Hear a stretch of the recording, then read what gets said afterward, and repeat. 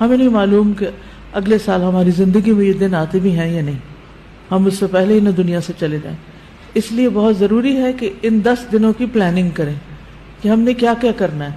صرف وہ کام کافی نہیں جو ہم ہر روز نیکی کے کام کرتے رہتے ہیں، مثلا جو روٹین میں نوافل پڑھ رہے ہیں یا صدقہ خیرات کر رہے ہیں یا اور نہیں، مزید بھی کرنا ہے.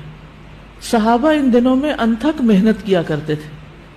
سعید بن جبیر ذو الحجہ کے 10 دن داخل ہونے کے بعد عبادت میں بہت زیادہ کوشش کرتے تھے، حتیٰ کہ وہ اتنی محنت کرتے کہ لگتا کہ وہ اس کی قدرت نہیں رکھتے، یعنی اپنے آپ کو اتنا تھکا دیتے کہ لگتا کہ بس اب اس سے زیادہ کچھ کر نہیں سکتے، آخری درجے تک. اب نیک اعمال میں سے افضل عمل جو ان دنوں کے لیے پسندیدہ ہے وہ اللہ کا ذکر ہے. نبی صلی اللہ علیہ وسلم نے فرمایا کوئی دن اللہ کے ہاں ان 10 دنوں سے زیادہ عظمت والا نہیں ہے، اور نہ ہی کسی دن کا عمل اللہ تعالیٰ کو ان 10 دنوں کے عمل سے محبوب ہے. یعنی نہ دن ان دنوں سے افضل ہے اور کوئی اور عمل اس سے افضل نہیں. بس تم ان 10 دنوں میں کثرت سے لا الہ الا اللہ، اللہ اکبر اور الحمدللہ پڑھو، یعنی تحلیل، تکبیر اور تحمید. اب اس کے لیے یہ جو کلمہ نا سبحان اللہ والحمدللہ ولا الہ الا اللہ واللہ اکبر، یہ ان تینوں کلمات کا مجموعہ ہے اور اس میں سبحان اللہ کا اضافہ بھی ہے. اسی طرح اللہ اکبر لا الہ الا اللہ واللہ اکبر وللہ الحمد. ٹھیک ہے، اس میں بھی تینوں چیزیں آ جاتی، الحمد بھی آ جاتی ہے، اللہ کی حمد بھی آ جاتی ہے، اور لا الہ الا اللہ اور اللہ اکبر بھی آ جاتا ہے. صحابہ کرام جو تھے ان میں سے ابن عمر اور ابو ہریرہ رضی اللہ عنہما ان 10 دنوں میں بازار کی طرف نکل جاتے اور دونوں تکبیرات پڑھتے، یعنی مل کے بھی پڑھتے. لوگ ان کی تکبیر سن کر تکبیر کہتے، یعنی یہ پڑھتے تو جو سنتا تو وہ بھی کہنا شروع کر دیتا. تو لوگ ان کی تکبیر سنتے کا کیا مطلب ہے کہ یہ تکبیرات اونچی آواز سے پڑھ رہے ہوتے. آپ دیکھیں گھروں میں اکثر لوگ گنگناتے رہتے ہیں یا کچھ، تو گھروں میں بھی تکبیرات اونچی آواز سے پڑھیے، چلتے پھرتے اونچی آواز سے پڑھیے تاکہ دوسروں کو یاد آ جائے. اونچی آواز سے پڑھنے کا مقصد اصل میں کیا ہے؟ یاد دہانی، کہ دوسرے لوگ بھی پڑھنا شروع کر دیں. پھر اسی طرح محمد بن علی جو تھے، ان صحیح بخاری میں آتا ہے کہ وہ نفل نمازوں کے بعد بھی تکبیر کہتے تھے. یعنی نفل نماز پڑھ کے، جیسے تہجد کے پڑھے یا چاشت اشراق کے پڑھے یا پھر اس کے علاوہ، تو وہ نفل پڑھ کے بھی تکبیر پڑھتے تھے. اسی طرح عورتیں بھی تکبیرات پڑھتی تھی. ابن عمر منا کے ان دنوں میں نمازوں کے بعد بستر پر، راستے میں اور دن کے تمام ہی حصوں میں تکبیر کہتے، یعنی وہ ہر موقع پہ کہتے. انہوں نے صرف نفل کے لیے خاص نہیں کیا تھا، یہ صرف بازار کے لیے ہی نہیں بلکہ بستر پہ بھی کہتے اور راستے میں بھی اور خیمے میں بھی اور ہر جگہ. اور ان میں سے کوئی بھی آپ الفاظ پڑھ سکتے ہیں، اللہ اکبر لا الہ الا اللہ واللہ اکبر وللہ الحمد، اور اللہ اکبر وللہ الحمد، اللہ اکبر. اسی طرح اللہ اکبر کبیرہ، اللہ اکبر و اجل، اللہ اکبر وللہ الحمد. پھر اللہ اکبر کبیرہ، تو اللہ اکبر کبیرہ والحمد للہ کثیرہ وسبحان اللہ بکرۃ واصیلا بھی آپ پڑھ سکتے ہیں.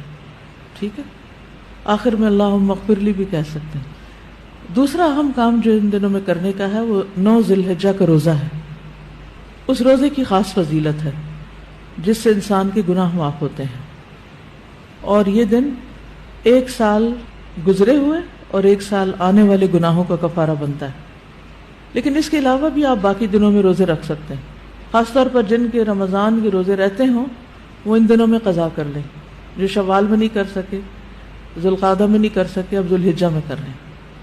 اجر کا اجر ہے اور اپنے فرض کی ادائیگی بھی ہو جائے گی. شوال کے روزے تو الگ الگ رکھنے پڑتے ہیں، لیکن یہ آپ ملا کے بھی رکھ سکتے ہیں، کیونکہ ان پہلے 8 دنوں کے روزے کو مخصوص نہیں ہے. یہ ہم نفلی روزے ثواب کی خاطر رکھتے ہیں، لیکن اگر قضا رکھ لیں تو بہت اچھا ہے. اور ان دنوں کا سب سے افضل عمل قربانی ہے. اقوال میں تسبیحات ہیں، افعال میں قربانی. تو مجھے امید ہے کہ آپ سب نے قربانیوں کا بندوبست کر لیا ہوگا.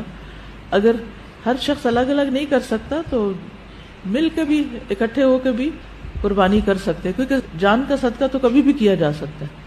تو عام دنوں میں کرنے کے بجائے ان دنوں میں انسان کر لے، ان دنوں میں پیسے جمع کرا لے. خاص طور پر غریبوں تک جو پہنچایا جاتا ہے گوشت، اس میں انسان اپنا حصہ ڈال لے. ایک طرف کیا کرنا ہے، تسبیحات کی کثرت، اور دوسری طرف کیا چھوڑنا ہے، غیبت، چگلی، تانا، فضول میں لغو باتیں، ہنسی مذاق.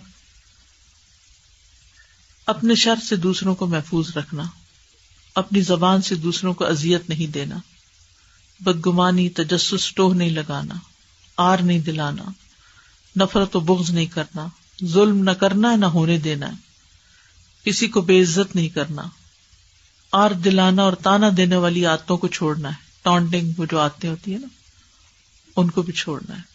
غصہ نافذ کرنے کی طاقت رکھنے کے باوجود اس کو چھوڑ دینا ہے. گالی گلوچ، بد زبانی، ان چیزوں سے بھی بچنا ہے. مسلمان کو ہر طرح کی اذیت دینے سے رکنا ہے. رشتہ داروں کی قطع تعلق ہی نہیں کرنی، ان کو منانا ہے. ظالم رشتہ داروں پر بھی مہربانی کرنی ہے. اپنے شر سے پڑوسیوں کو بچانا ہے. اپنے ایمان کی تجدید کرنی ہے. صبر اور عفو درگزر کرنا ہے. اچھا اخلاق اختیار کرنا ہے. اول وقت پہ نماز پڑھنا ہے. قیام لمبا کرنا ہے. ہو سکے تو تہجد پڑھنا ہے. روزہ رکھنا ہے. حج کے لیے تو چلے گئے ہیں لوگ، ہو سکے تو حج کرنا ہے. مالی صدقات میں اپنے اہل و عیال کی ضروریات پوری کرنا.